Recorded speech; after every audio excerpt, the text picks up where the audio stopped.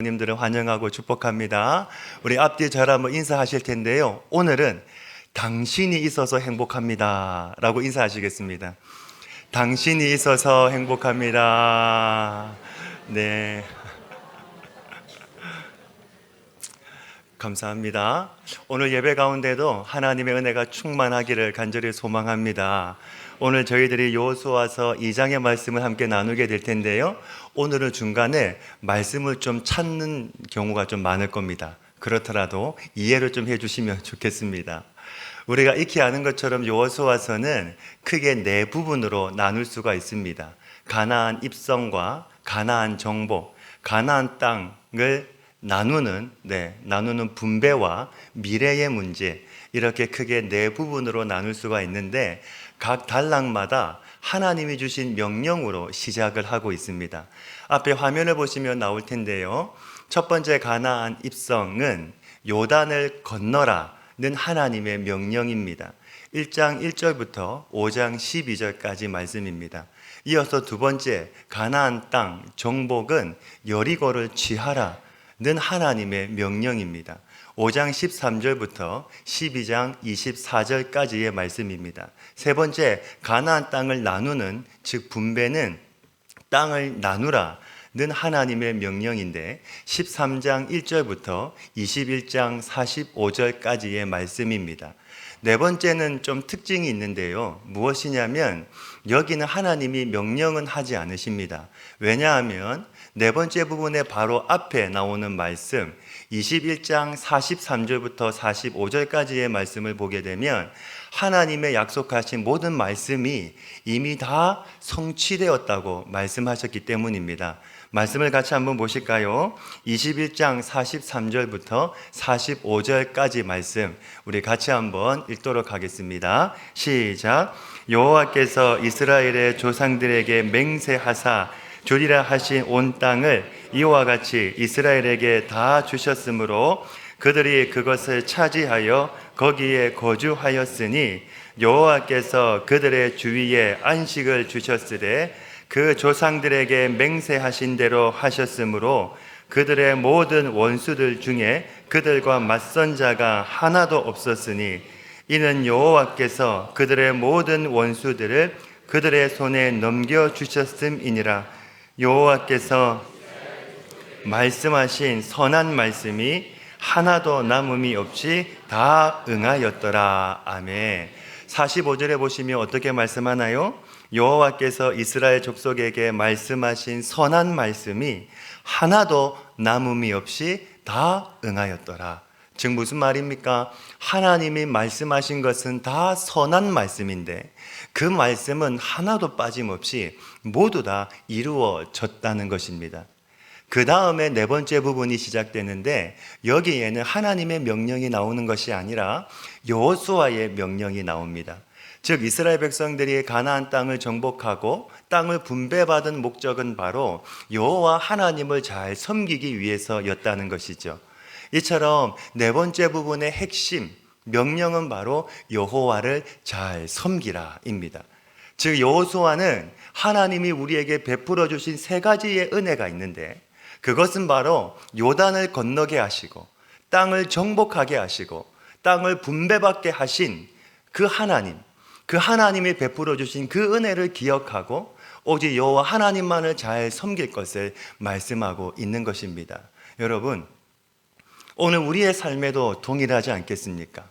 요단을 건너게 하신 하나님, 내 인생길을 인도하시는 하나님, 가나안 땅을 정복하게 하시고 그 땅을 분배받게 하시고 베풀어 주신 하나님, 내 삶을 지금까지 인도하셨을 뿐만 아니라 내 삶 속에 은혜를 베풀어 주신 그 하나님을 우리는 잘 섬겨야 되는 줄로 믿습니다. 여기서 제일 먼저 정복한 성이 바로 여리고성입니다. 이 여리고성은 난공불락의 성인데 성경에 보시면 이 성을 정복할 때에 이스라엘 백성들이 한 것이 아무것도 없습니다. 단지 그들은 하나님이 말씀하신 대로 순종해서 하루에 한 바퀴, 마지막 날에는 7바퀴를 돌고 외친 것밖에는 없습니다. 그런데 그 성을 정복한 것이죠. 한번 생각해 보세요. 만약에 이스라엘 백성들과 여리고 사람들이 정식으로 싸웠다면 어떻게 됐을까요? 그러면 당연히 여리고 사람들이 이기는 싸움입니다. 왜냐하면 이스라엘 백성들은 훈련을 받은 사람들이 아니잖아요. 40년 동안 광야에서 돌다가 온 민족이기 때문에 뭘 했겠습니까? 아무것도 한 게 없습니다. 그런데 거기에 비해서 여리고 사람들은 전쟁을 위한 준비가 되어 있는 사람들입니다. 싸우면 당연히 여리고가 이기는 거죠. 그런데 말도 안 되는 방법으로 이스라엘이 이겼습니다. 뭘 말하는 겁니까? 이 전쟁 자체가, 가나안 정복 자체가 하나님의 전쟁이라는 것이죠. 그러면 이스라엘 백성들은 뭘 하면 됩니까? 전쟁을 위해서 훈련을 하고 작전을 짜는 것이 아니라 하나님께 순종하면 되는 것입니다. 이스라엘 백성들은 가나안 사람과 전쟁을 하는 것이 아니라 자신들과의 순종의 싸움을 하는 것입니다. 여러분, 가나안 정복은 순종의 싸움인 줄로 믿습니다.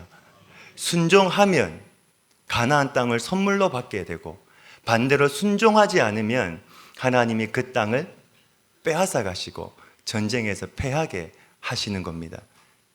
여기서 우리가 말씀을 통해서 알 수 있는 이것을 잘 보여주는 것이 바로 여리고 사건입니다. 이 여리고성 정복에는요, 두 가지의 사건이 서로 묶여 있습니다. 하나는 라합의 사건이고 또 하나는 아간의 탐욕입니다. 이 두 사건이 여리고성 사건을 두고 서로 묶여 있는데, 놀라운 것은 무엇이냐면 아간은 어떤 지파입니까? 아간은 유다 지파입니다. 유다 지파는 메시아가 태어날 지파로서 이스라엘을 대표하는 지파입니다. 그러면 라합은 어떤 사람입니까? 라합은 이방 여인이고 창녀 출신입니다. 즉 이 말은 가장 비천하고 가장 천한 여자라는 것이죠. 그런데 이런 사람이 나중에 어디에 들어가게 됩니까? 그것도 유다 지파에 들어가게 됩니다. 즉 무슨 말이냐면 이스라엘 백성이고 유다 지파인 아간은 쫓겨나고 버림받는 신세가 되었는데, 반대로 이방인이고 가장 천한 라합은 오히려 하나님의 은혜를 받아서 하나님의 백성 안으로 들어왔을 뿐만 아니라 당당히 예수님의 족보에 이름을 올리게 되었다라는 것입니다.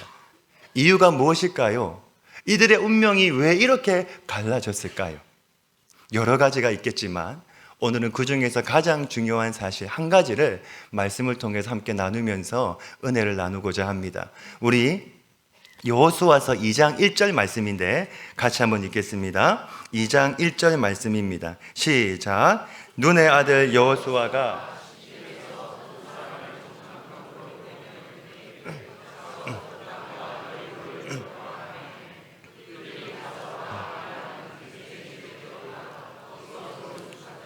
아멘. 이 말씀을 보시면 어떤 말씀이 생각이 나십니까?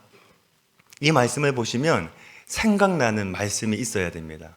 바로 모세가 12명의 정탐꾼을 보낸 말씀이 생각이 나야 됩니다.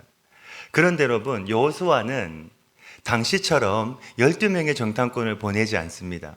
이유가 뭐냐면 여호수아는 40년 전에 경험을 했거든요. 정탐을 한 뒤에 와서 보고를 하는데 10대 1로 나누어져서 하나님께 불평함으로 인해서 40년 동안 광야에서 방황을 했습니다. 여호수아는 불순종의 결과가 얼마나 큰지를 40년 동안 광야에서 분명하게 경험했기 때문에 여호수아는 12명을 보내지 아니하고 딱 두 사람만 보냅니다. 그것도 어떤 사람을요? 여호수아와 갈렙 같은 믿음의 사람을 골라서 그 두 사람만 보내는 것입니다. 자, 그런데요, 모세의 정탐과 여호수아의 정탐은 성격이 좀 다릅니다.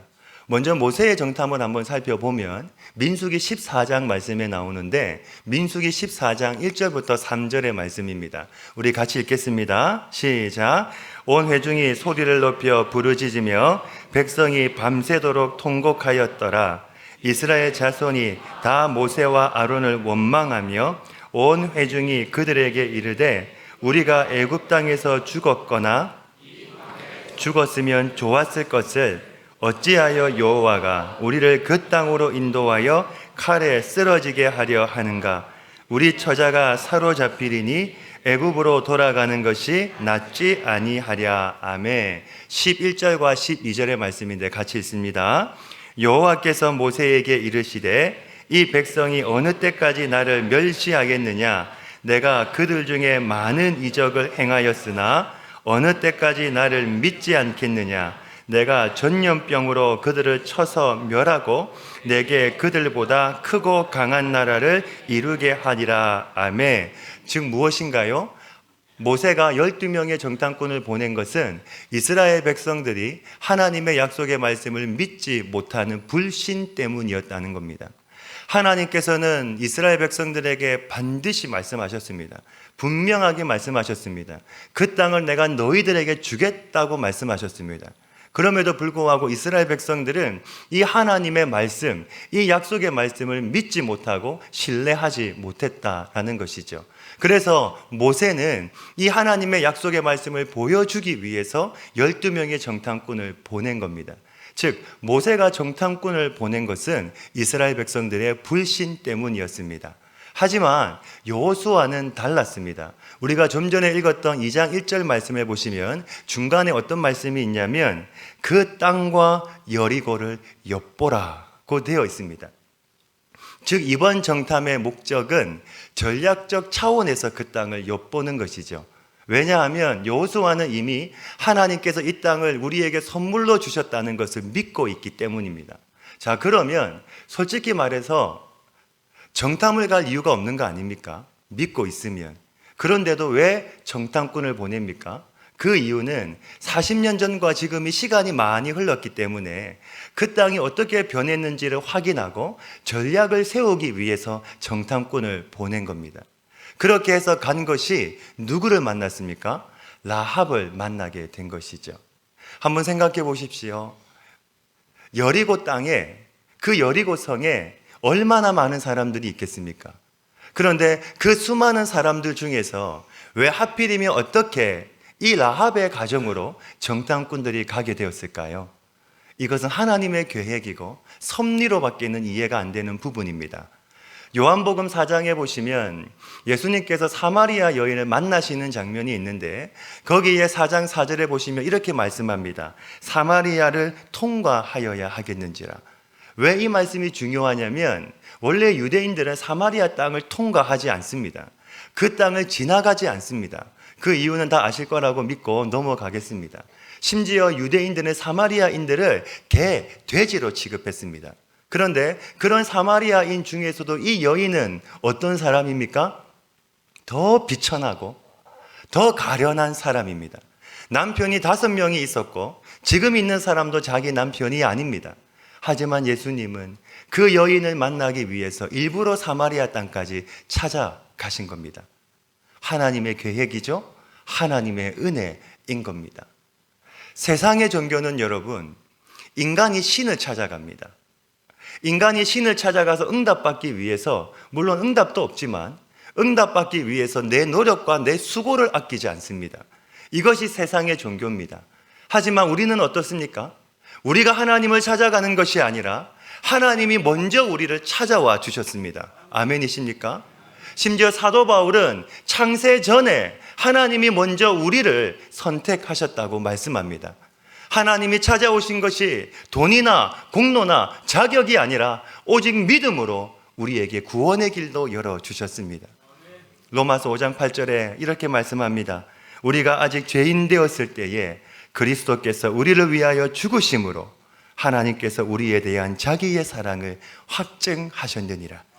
하나님께서 우리에 대한 자기의 사랑을 확증하셨느니라.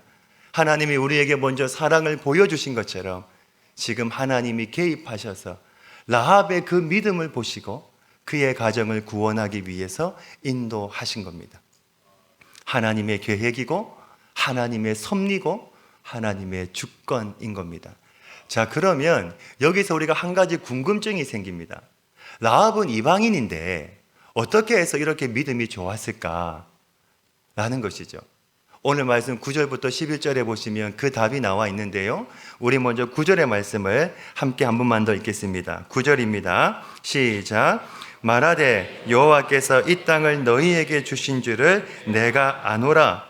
우리가 너희를 심히 두려워하고 이 땅 주민들이 다 너희 앞에서 간담이 녹나니. 아멘. 지금 라합이 어떻게 말하고 있습니까? 여호와께서 이 땅을 너희에게 주신 줄을 내가 안다. 우리가 너희를 심히 두려워하고 다 너희 앞에서 간담이 녹았다 라고 말을 합니다. 심지어 10절과 11절에는 이렇게 말씀하는데, 우리 한 번만 더 읽겠습니다. 시작. 이는 너희가 애굽에서 나올 때에 여호와께서 너희 앞에서 홍해물을 마르게 하신 일과 너희가 요단 저쪽에 있는 아모리 사람의 두 왕 시온과 옥에게 행한 일, 곧 그들을 전멸시킨 일을 우리가 들었음이니라. 우리가 듣자 곧 마음이 녹았고 너희로 말미암아 사람이 정신을 잃었나니 너희의 하나님 여호와는 위로는 하늘에서도 아래로는 땅에서도 하나님이시니라. 아멘. 지금 이 말을 누가 한 겁니까? 라합이 한 고백입니다. 그런데 더 중요한 것은 무엇이냐면요, 지금 하나님께서 라합의 입을 통해서 이스라엘 백성들에게 들려주고 싶은 말, 전해주고 싶은 말이 바로 이 말씀인 겁니다. 즉 무슨 말이냐면, 우리가 좀 전에 읽었던 이 10절과 11절의 말씀은 40년 전의 내용입니다. 40년 전에 이스라엘 백성들은 이 사실을 믿지 못해서 실패했습니다. 40년 동안 광야에서 방황을 했습니다. 하지만 이들은 어떻습니까? 듣고 마음이 녹았고 정신을 잃었다라는 겁니다. 이들은 하나님이 어떤 분인지, 얼마나 능력이 크신 분인가를 알고 믿고 있었다라는 것이죠. 너희 하나님 여호와는 위로는 하늘에서도 아래로는 땅에서도 하나님이시니라. 지금 이방인의 입을 통해서 하나님이 그의 백성에게 말씀하고 있는 것입니다. 오늘 우리가 믿는 하나님도 동일하게 위로는 하늘에서도 아래로는 땅에서도 전능한 하나님이신 줄로 믿습니다. 이 사실을 믿는 우리 모든 성도님들 다 되시기를 주님의 이름으로 축복합니다. 여러분, 이 말씀은 어떤 말씀과 연결이 되냐면 신명기 2장 25절의 말씀과 연결이 되는 말씀입니다. 신명기 2장 25절의 말씀 우리 같이 읽겠습니다. 시작. 오늘부터 내가 천하 만민이 너를 무서워하며 너를 두려워하게 하리니 그들이 내 명성을 듣고 떨며 너로 말미암아 근심하리라 하셨느니라. 아멘.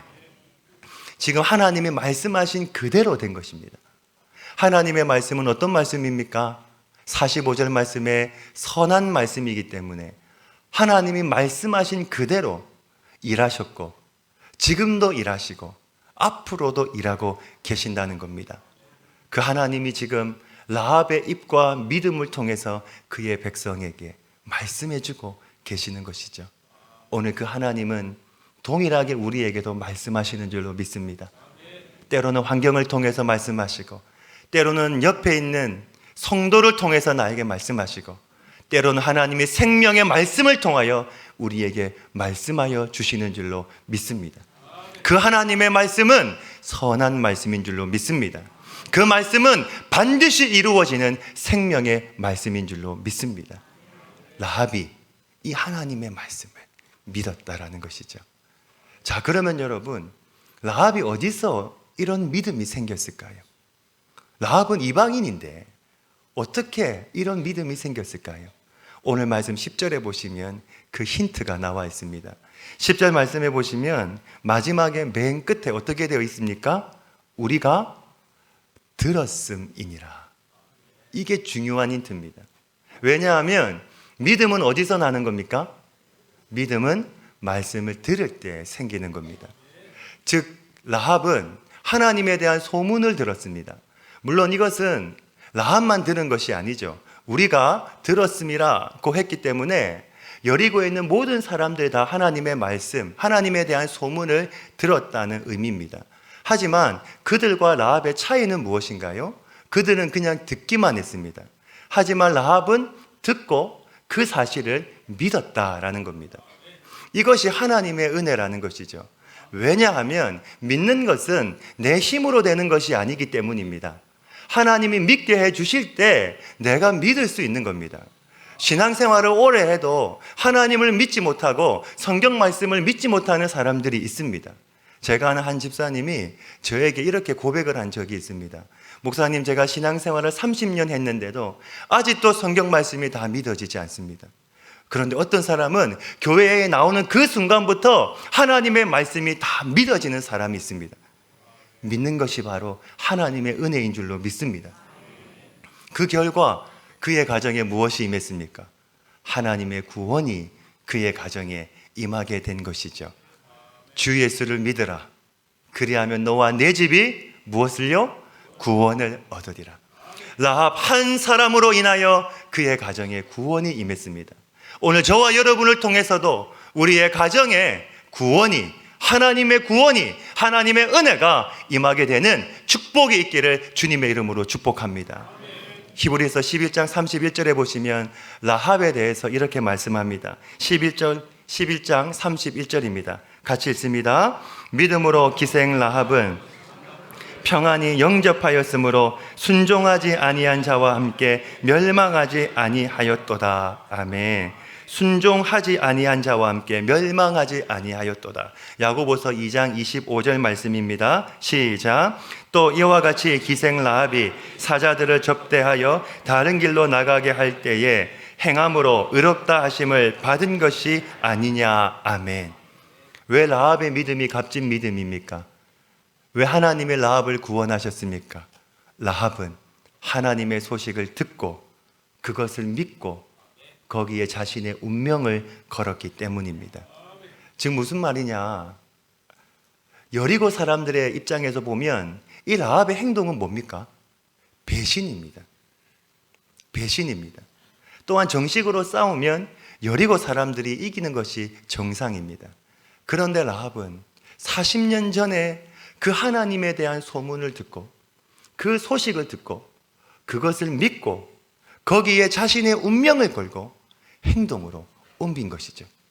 믿음으로 결단을 한 것입니다. 이것은 무엇을 의미합니까? 라합은 나에게 예수님이 필요하다는 겁니다. 소망 없는 인생입니다. 심지어 창녀 출신입니다. 아무것도 없습니다. 남에게 손가락질을 받는 비참한 인생입니다. 희망이 보이지 않는 인생입니다. 그런데 하지만 홍해를 가르신 하나님이라면, 전쟁에서 승리로 이끄신 하나님이라면 얼마든지 내 인생도 바꿀 수 있다는 것을 믿었고 그 믿음의 바탕을 두고 행동으로 옮긴 것이죠. 여러분, 오늘 말씀을 한번 보십시오. 오늘 말씀에 라합의 고백을 한번 찬찬히 읽어보시면 거기에 이스라엘 백성들이 한 행동에 대한 말씀이 있습니까? 하나도 없습니다. 아무것도 없습니다. 다 하나님이 어떤 분인가에 대해서만 말씀하고 있습니다. 하나님이 주셨습니다. 하나님이 인도하셨습니다. 하나님이 하셨습니다. 하나님이 이기게 하셨습니다. 다 하나님이 어떤 분인가에 대해서만 말씀하고 있는 것입니다. 여러분, 믿음대로 사시기를 간절히 바랍니다. 라합처럼 거기에 여러분의 인생을 거시기를 바랍니다. 하나님은 그만한 가치가 충분히 있는 분입니다. 우리 하나님은 크신 분입니다. 홍해를 가르신 분이고 죽은 자를 살리신 분이고 안진뱅이를 일으키신 분이고 눈먼 자의 눈을 뜨게 하신 하나님이십니다. 그 하나님은 얼마든지 우리의 인생도, 우리의 삶도, 우리의 가정도, 우리의 교회도 역전시키시고 바꾸실 수 있는 분임을 믿으시기를 간절히 바랍니다. 여러분, 그 하나님께서 라합의 인생을 어떻게 바꾸셨습니까?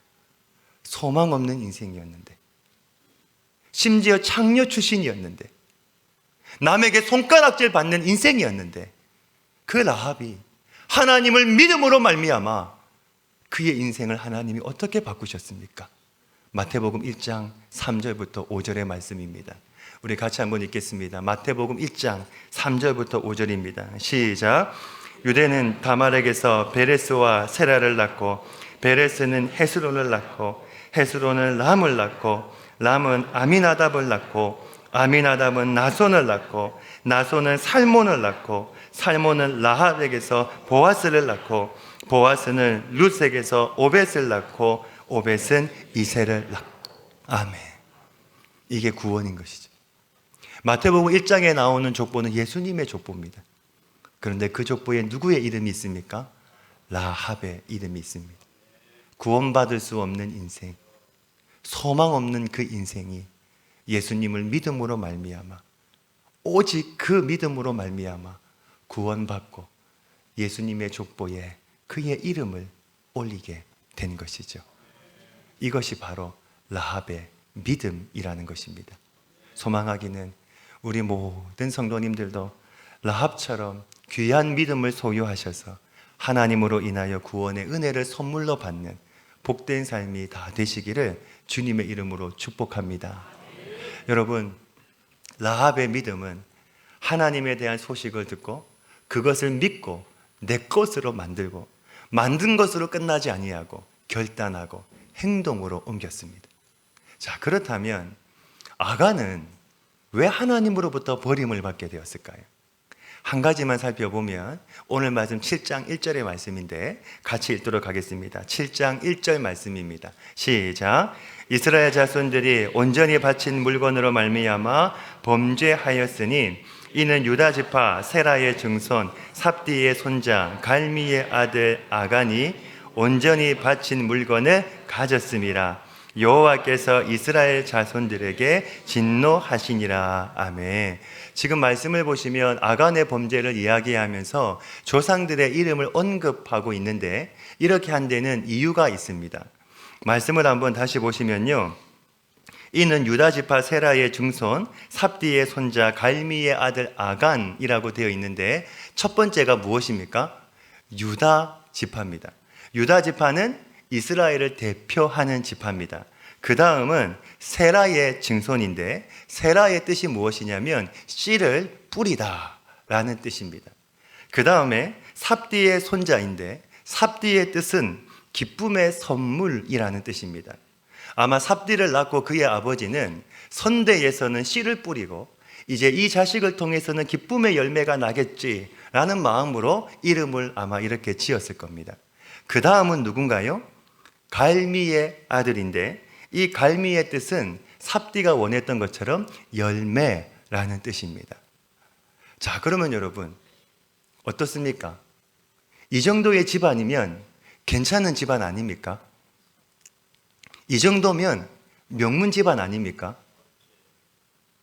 아무도 대답이 없으신데 여러분, 이스라엘을 대표하는 유다 지파입니다. 또 세라의 증손으로서 씨를 어떻게 해요? 뿌렸습니다.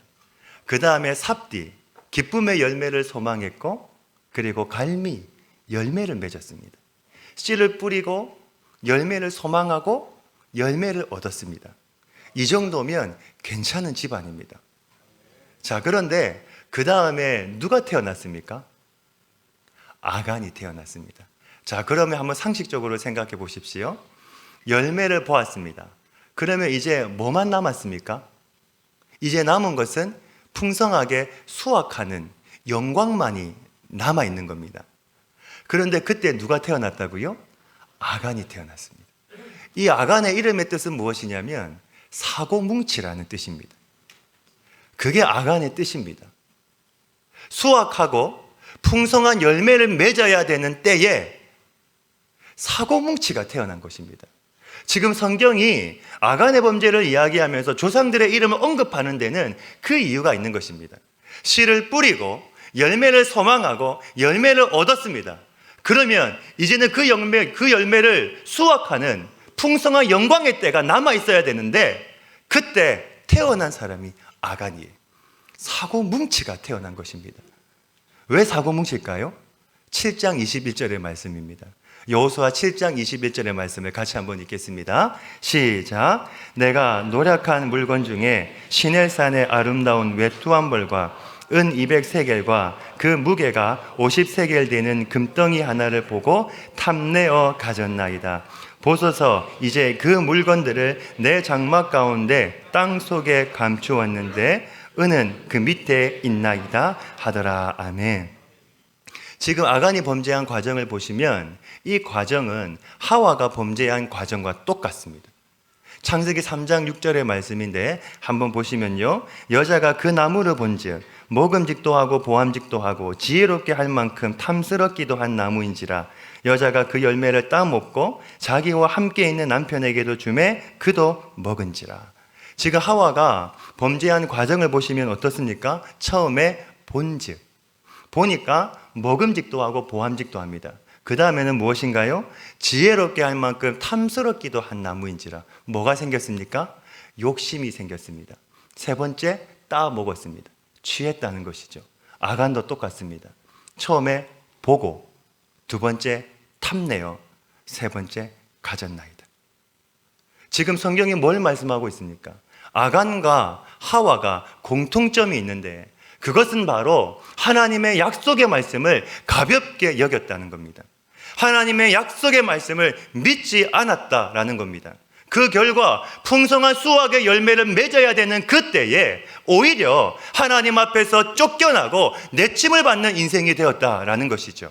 한 사람은 하나님의 소문을 듣고 믿고 결단하고 행동함으로 말미암아 구원받는 인생이 되었다면, 한 사람은 하나님의 약속의 말씀을 믿지 못하고 가볍게 여기고 신뢰하지 못함으로 인하여서 그 구원에서 내침을 받는 인생이 되고 말았다라는 것입니다. 이들의 결과가 어떠했을까요? 이들의 운명이, 이들의 마지막이 어떻게 되었을까요? 성경은 우리에게 그 끝을 분명하게 말씀해 주고 있습니다. 여호수아 6장 25절 말씀입니다. 우리 같이 한번 읽겠습니다. 여호수아 6장 25절입니다. 시작. 여호수아가 기생 라합과 그의 아버지의 가족과 그에게 속한 모든 것을 살렸으므로 그가 오늘까지 이스라엘 중에 거주하였으니 이는 여호와가 여리고를 정탐하려고 보낸 사자들을 숨겼음이더라. 아멘. 어떻게 말씀하나요? 오늘까지 살아서 이스라엘 중에 거주하였다 말씀합니다. 7장 25절 26절 말씀입니다. 같이 한번 읽겠습니다. 시작. 여호수아가 이르되 내가 어찌하여 우리를 괴롭게 하였느냐? 여호와께서 오늘 너를 괴롭게 하시리라 하니 온 이스라엘이 그를 돌로 치고 물건들도 돌로 치고 불사르고 그 위에 돌 무더기를 크게 쌓았더니 오늘까지 있더라. 여호와께서 그의 맹렬한 진노를 그치리니 그러므로 그곳 이름을 오늘까지 아골 골짜기라 부르더라. 아멘. 한 사람은 살아서 그들 가운데 거주하고 한 사람은 죽어서 돌 무더기가 되어서 그들 가운데 거주하고 있는 것입니다. 성경은 우리에게 이들의 마지막 그 길의 끝을 분명하게 보여주면서 선택은 우리에게 맡기고 있는 겁니다. 자, 내가 너희에게 다 보여줬다.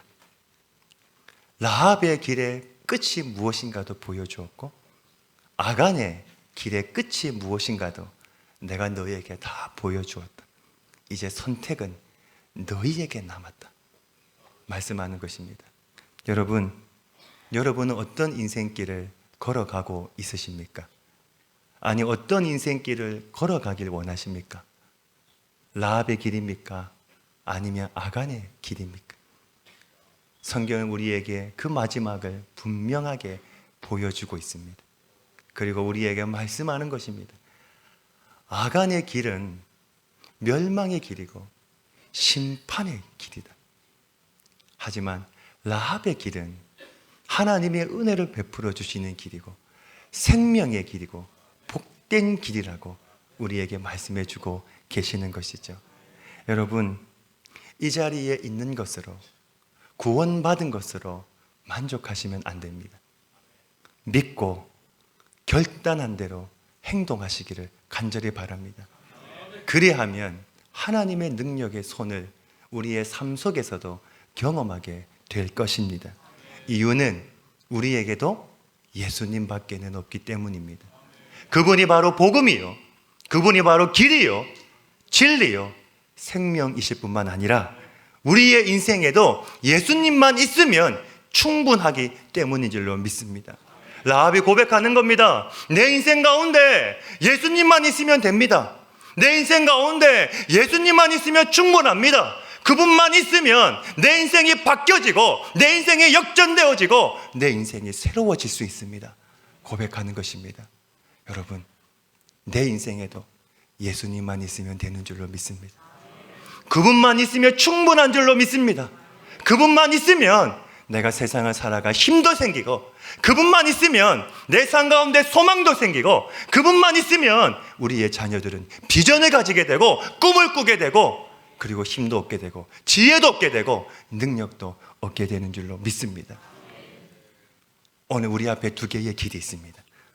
하나는 라합의 길이고 하나는 아간의 길입니다. 어떤 길을 가시겠습니까? 우리가 하나님의 약속의 말씀을 믿고 결단하고 행동하면 하나님은 반드시 우리의 삶도 책임져 주시고 이끌어 주실 겁니다. 하지만 반대로 아간의 길을 걸어가면, 하나님의 말씀을 믿지 못하고 신뢰하지 못하면 하나님이 우리의 삶에 은혜를 부어주시고 싶어도 은혜를 부어주실 수가 없는 겁니다. 왜냐? 그 길은 하나님이 원하시는 길이 아니기 때문입니다. 이번 한 주간도 내가 아간의 길을 걸어가는 것이 아니고 라합의 길을 걸음으로 말미암아 믿음으로 결단하고 행동하고 순종함으로 인하여서 하나님이 내 삶 가운데 베풀어 주시는 그 하나님의 은혜를 더 크게 누리시고 경험하시는 우리 모든 성도님들 다 되시기를 주님의 이름으로 축복합니다. 아버지 하나님, 오늘 말씀을 통해요 두 인생길을 보게 됩니다. 하나는 라합의 길이고 하나는 아간의 길입니다. 그 길의 마지막도 하나님은 우리에게 보여주시면서 선택을 우리에게 맡기고 계십니다. 하나님, 우리는 아간의 길이 아니라 라합의 길을 걸어가게 하여 주옵소서. 예수님만 있으면 됩니다. 예수님만 있으면 충분합니다. 그분이 내 인생의 소망이요, 길이요, 진리요, 생명임을 믿습니다. 우리가 하나님과 함께 그 주님을 붙잡고 그 주님과 함께 내 인생길을 걸어감으로 말미암아 라합이 받았던 은혜, 그 축복을 우리도 받아 누리는 모든 성도들 다 되게 하여 주시옵소서. 이 모든 말씀 예수님의 이름으로 기도하옵나이다. 아멘. 이 시간 다